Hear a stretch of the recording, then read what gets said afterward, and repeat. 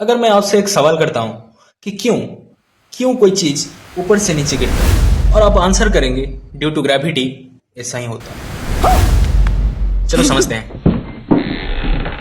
In 1687, the famous scientist Sir Isaac Newton, in his laws of universal gravitation, he described the gravity is a universal force of attraction between two masses.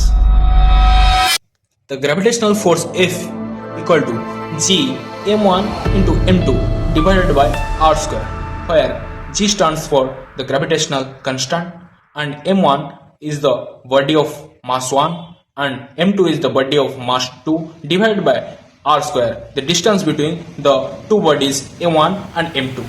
Okay? सिर्फ इतने ही thesis में gravity का clearance नहीं हो सका। उसके बाद साल 1915 25 नवंबर Albert Einstein give the general theory of relativity, जहां पर वो बोले कि ग्रेविटी कोई फोर्स ही नहीं है। The general theory of relativity states that the gravity is not a force, it is just only the space time curvature fabric where the presence of mass and energy.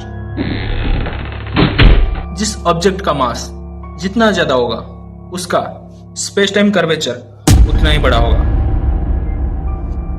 है ना मजेदार concept? इसको बोलते हैं general theory of relativity. बोलना किसको मत